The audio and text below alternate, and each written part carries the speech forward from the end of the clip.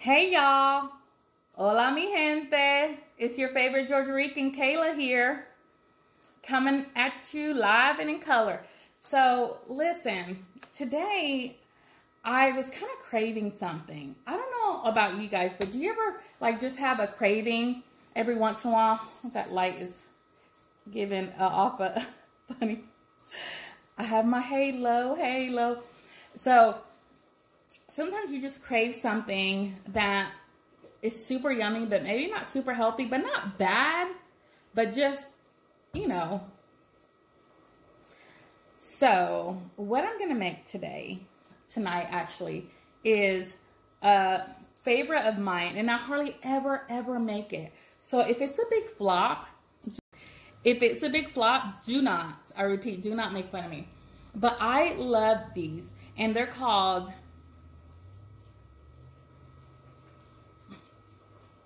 I like a brain. I was like, what are they called? No, rellenos de papa rellenas. So it's basically, first of all, it's fried. I can just stop right there, right? Anything fried is glorious. Normally, anything fried. I mean, don't fry cricket. I'm not probably going to eat it unless I'm like in China or some kind of off the wall and that's like a delicacy. And then I always try something once. But I'm not just going to go to my yard and pick up a cricket and fry it, okay? Anyways, it's fried. And then it's this yummy meat mixture stuffed inside potatoes. And not just, so we're going to make mashed potatoes, and then we're going to stuff our mashed potatoes. We're going to make like these little mashed potato balls and deep fry them. Yeah, I know, right? So the potatoes are going to have this yummy ground beef mixture. You can make it with, there's a lot of different ways. A lot of people like corned beef or maybe chicken or pork. And I have a little bit of ground chuck. I wanted to get some ground pork, but I couldn't find any, so that's fine. But some ground chuck that I'm going to cook on the stove with bell peppers and onions and garlic and some of that wet spice sofrito that I mentioned. Of course, fresh garlic. And I'm going to chop up some olives, just get a little briny saltiness. That's really Spanish-y style meat. Some fresh cilantro chopped up in there. And then, and onions and shallots. And it's just going to be a really good saucy meat mixture. And some really good potatoes mashed and stuffed with this. Then typically they some people roll them in like flour and then deep fry them or pan fry them, and so you have a little bit of a crispy coating, but not much. Some people don't even put flour around it. Sometimes we put a little bit of cornstarch or flour in the mashed potato just to kind of stabilize it a little bit, depending how soft your potatoes become, you know, when you're moving, because you don't want them to fall apart. But I thought today that I would try to put a little bit of flour around some of them, but on the other ones, panko breadcrumbs. What? I love me a good panko crust. So the only ones that I had on hand is Italian style. I think it's going to be fine. They really don't put that much Italian seasonings in here for me to make it seem like it's Italian-y. So I'm going to roll some in just regular flour, and then some in like what I do my chicken. I'm going to roll it in flour, then an egg wash, and then my panko bread crumbs, and then deep fry them. Y'all, I can't wait to show you how to make this. Come along for the ride. So this is what you're going to need for the stuffed potatoes. Some ground beef, sofrito, bell peppers, onions. I got some shallots here, so I thought I'd use them. I got fresh garlic. I got some olives, cilantro. We have some seasonings here. I'm going to put some Sazón on some of the outside mixture and then in the meat, but not in the potato. A lot of people put some Sazón in the potatoes themselves to get it change the color, but I like the natural color of the potato. It doesn't bother me. I have 7 potatoes that I'm going to cut up and put in my water that's already boiling, and then my trays so that I can coat them. Then we have some panko breadcrumbs, Italian style, some cornstarch and flour, depending on what I decide to end up using. And that's it. Pretty simple, basic, normal ingredients you can find anywhere at your local store. Now I'm going to start chopping up these potatoes And then I'm going to put them in my water that's already boiled. And I'm going to salt my water so that it also starts flavoring the potatoes. Now all I'm going to do is start chopping my potatoes and then drop them in the water. Of course, the smaller, I try to do it uniform so they all cook at the same time. Now the smaller you cut them, the faster they'll soften and boil. So be mindful of that, because you don't want to do too small, and then I know we're doing mashed potatoes, but you don't want like potato soup because they're all just in the water, and then you know, they just fell apart. So I try to do a uniform cut. I love me some good mashed potatoes, y'all. So we're just chopping, and then we're gonna drop.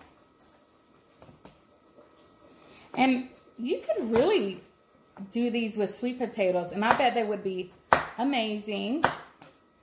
You just got to be careful about when you fry them, because just like, you know, sweet potato with all that sugar in it, you know, they can burn and kind of scorch them, so be careful. But this is going to be so good. I'm really excited. I haven't made these, y'all, in forever. But you can find these like at kiosks in Puerto Rico. They have a lot of like stands outside, you know, around the beach or just, you know, in town. You can drive up and they have all kinds of fritters. And this is one of them. And I love them. I wish people around here made mashed potato stuffed balls. They're not super hard to make. They're just, you know, it's just not something that you think of to just do on a whim. At least I don't. But today I did. I was like, oh, I want some rellenos de papa. Papas rellenas. And that's basically, papas is potato. Rellenas means stuffed. So stuffed potatoes.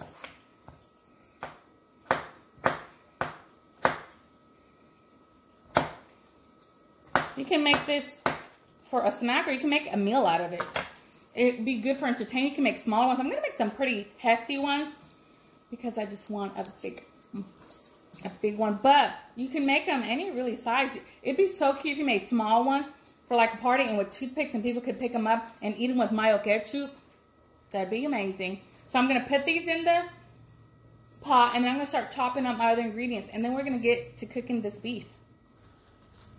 So I'm going to check my potatoes. Basically, you want them fork tender. You don't want to insert a knife because the knife is naturally, obviously sharp. So it's going to go through. That's not going to give you a good sign. So these are ready.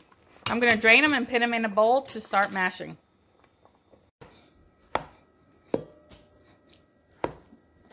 So now all you have to do is start mashing your potatoes.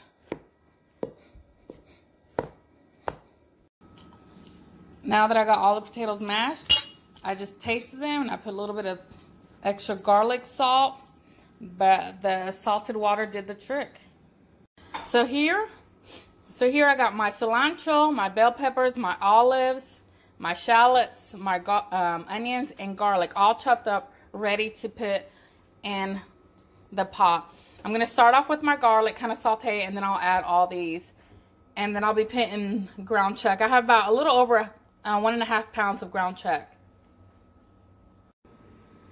So I'm going to put a little bit of olive oil in the pot, and I'm going to start.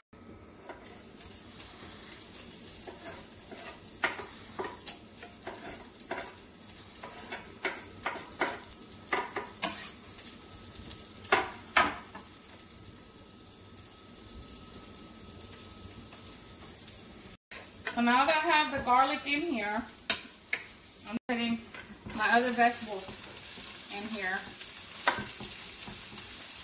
Onions, and my bell pepper, my shallot. I'm going to get that going. Lower this a little bit. Oh, it smells so good. I don't know what it is. Well, I know what it is. It's that garlic. It's some of the best.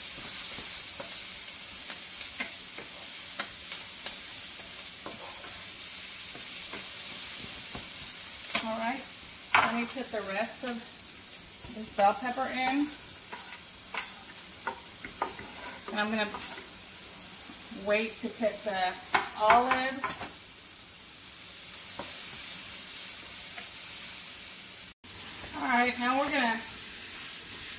this ground beef in here and let it do its thing. Then I'm going to season it. I'm going to put some sofrito in it, the Sazón from Adobo. And we'll get back to it. Come and check it out. See how everything's getting really good incorporated? Now I'm going to add some of my Sofrito, which is that wet spice. 2 good spoonfuls.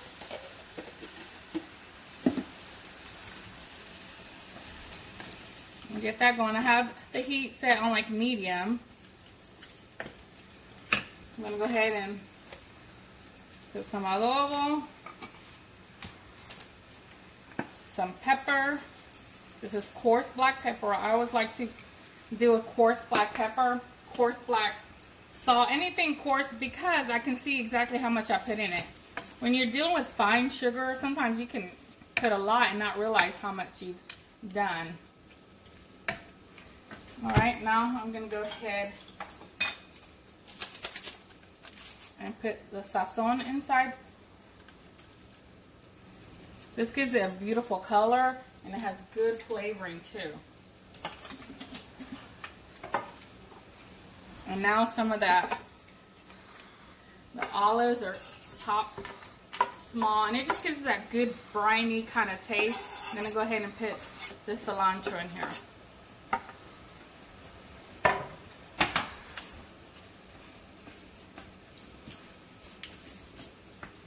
See how everything starts changing color?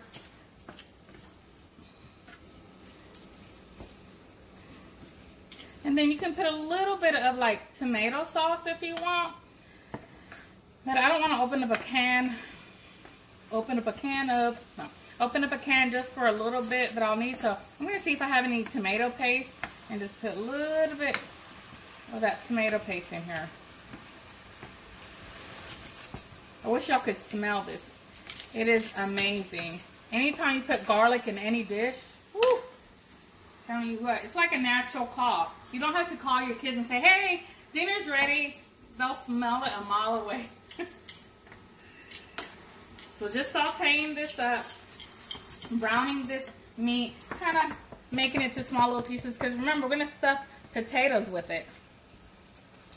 So there you go. We'll be right back in a minute. So I'm back. So I went ahead and tasted it, and it tasted really good, but I just wanted a little bit more of that Sazón flavoring. So I'm putting another package. And I'm not going to put the tomato sauce. I mean, it was very minimal, the tomato sauce that I was going to put in it, but I decided against it. You can. Like I said, there's so many different ways that you can make your meat filling. There's no right or wrong way. Just, what is your way? I mean, you could always put pulled pork in it with some barbecue sauce. That would be yummy. Or, you know, like I said, even pulled pork inside the sweet potato one, or some ground chicken. I mean, I would even go to say you can make a seafood one. It's super yummy. Alright. I think this is done. You just want to make sure your meat is cooked all the way. You don't want any partially cooked or raw meat going into your potato, because the potato is going to be already cooked, and then your bread, and you just want a golden brown, and everything's already warm. You're just kind of warming everything through. You're not trying to cook any meat inside your ball. All right, come take a closer look, and this is how your meat filling is going to be. And so look, you got all the wonderful flavors in here. It's going to be amazing. All right, let's try these. So what I did was I kind of made them all even formed. I didn't add any kind of stabilizer in here. Sometimes you can put like cornstarch or flour in the mashed potatoes to kind of help them so they don't. So wish me luck, because I didn't do any of that. But I hope that it will do. It did okay on the first one that I did, so I'm hoping for the best again. Maybe I don't need to like stuff them too much. But I really like a good stuffed potato ball. I don't like when people get like too skimpy with their filling. So you can go ahead and put it in here and then press it down a little bit, and that helps and then kind of push and tuck around. Sorry. And just bring it up.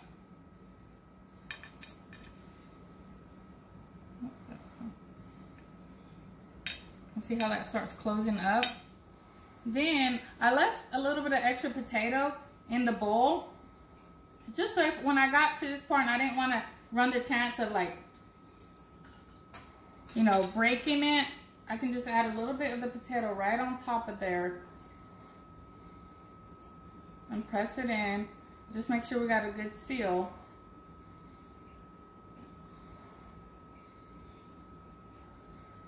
Yep. So just kind of pressing and rolling. Now, gotta keep an eye on that oil that I got heated up. On this one, I just rolled it in flour. Some people don't even roll it in flour. Sometimes they just, you know, fry it just like this, but I kind of like a little bit of a crispiness. So these are gonna be like little pillows. They're gonna be fried, deep fried. It's gonna be so yummy. So I'm just gonna lightly flour this. Then I'm gonna roll it in this egg wash, because I have found that if you try to put the egg on the potato, it's just gonna slide off. So you gotta give it something to kind of hold on to. So that's where this flour, rolling in flour first, kind of comes in place. All right, so I'm making a mess here, so you get the idea. And then we're gonna put it in our breadcrumbs and roll it in. All right, so I ended up not using all the ground beef that I had, which was 1.5 pounds. You could probably go with 1 pound or less, or just do more potatoes. I just had 7 kind of medium to medium small potatoes, and so I would do a bigger batch if you want to do more. And then I did half of them with just flour on the outside, and then half with flour and then egg wash and then panko breadcrumbs around to see which one I like best with the crisp or whatever. Went ahead and my husband made some mayo ketchup, and for y'all that know, it's just equal parts mayo ketchup, or if you like more ketchup or more, you can really make it however you want. And then we love it with garlic in it. You don't have to have that. You can put a little adobo in it too if you want, but this is just ajo, which is garlic, mayo, and ketchup. Now, I don't know if I told you this earlier, but you can make these a lot smaller. These are kind of like softball size, which is fine because we just want a big yummy. It's going to be really kind of hopefully crispy on the outside, and then a soft, like pillowy on the inside with some savory, yummy meat. And you could make them smaller for like a party and then have toothpicks in them. And then just people can, you know, like an appetizer, it'd be super cute and good. So, and you can really, you don't have to put meat in it. You can put cheese in it, or kind of do it however you want. But we wanted to do some savory, and I was craving these fried babies. So, and also, some people put, if they just do flour, they put Sazón in here. So then it's going to be kind of goldeny, kind of orangey on the outside when you fry them. These are going to be golden anyways, but yeah, let's get ready to fry. So I got my oil here already warm, and it should be ready to go. Let me just check it. And a real easy way to do is just get a little bit of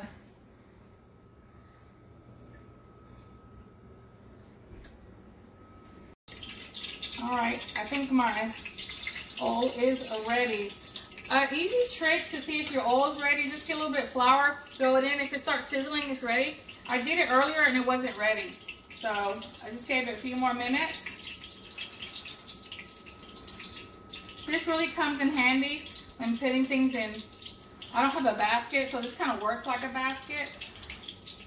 I did half with panko, half without, so I'm so excited.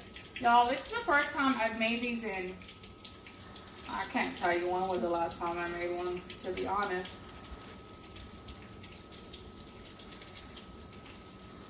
So come here and take a closer look. They're just boiling away.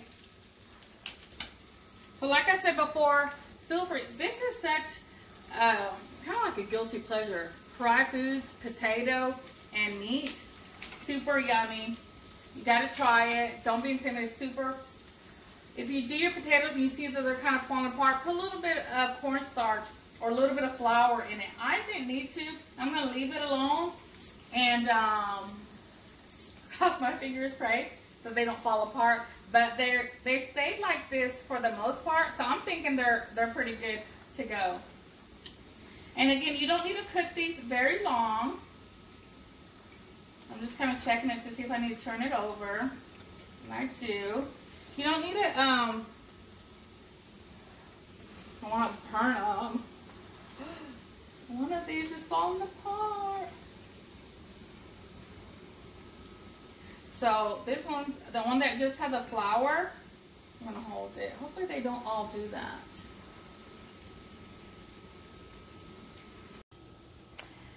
Look at these beauties. And then look at these. Oh, these look like little golf balls now. So these were the ones that were just wrapped in the flour. And I guess when I put them in here, just the hot heat of the oil and how much it was rolling, the boil, like just disintegrated them. So these just got disintegrated. I'm still gonna eat it. Got a little bit of a crispy outside, and then everything is just like, I mean, it just floated away. Oh my gosh. Something about fried potatoes, y'all. It just does it. So just keep rolling these gently, trying to get them brown on both sides. Maybe I should have put more oil, but I don't deep fry a lot, and I feel like it's like wasteful when you have so much oil sitting in the pot. Gonna keep frying these up, putting them here, and then we'll come and take a taste. Y'all, come on now. What? These are beautiful.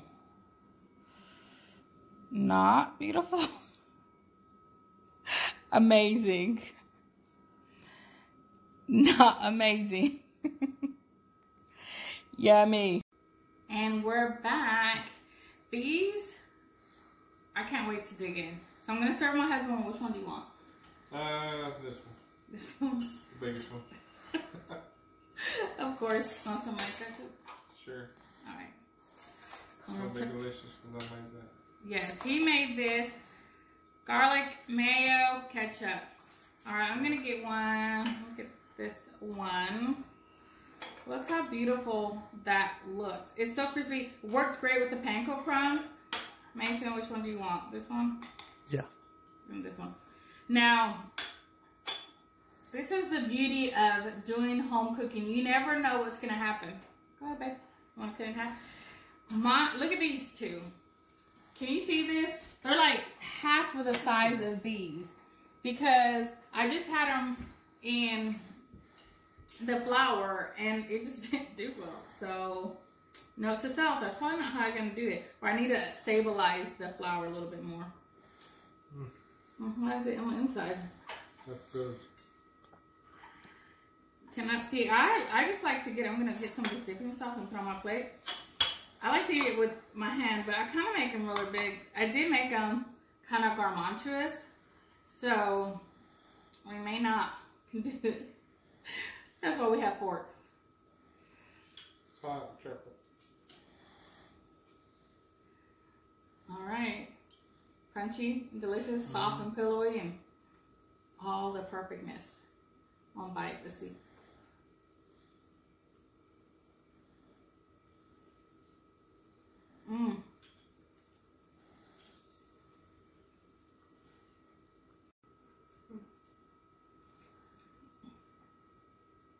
Good? So hot. No. Super yummy. I haven't got to the meat yet. I got more potato than meat on this one, I guess. Yours is full of meat. Yeah. Oh my gosh. Y'all, but you get that crispy crunchiness of the Panko crumbs on the outside, And inside it's just soft and pillowy. Can't wait to get some of that meat. But it's still hot.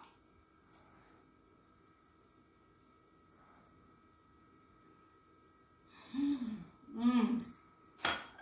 I'm good there. Alright, one time. Mmm. Yep. I finally got to. I'm gonna cut it up. You can see.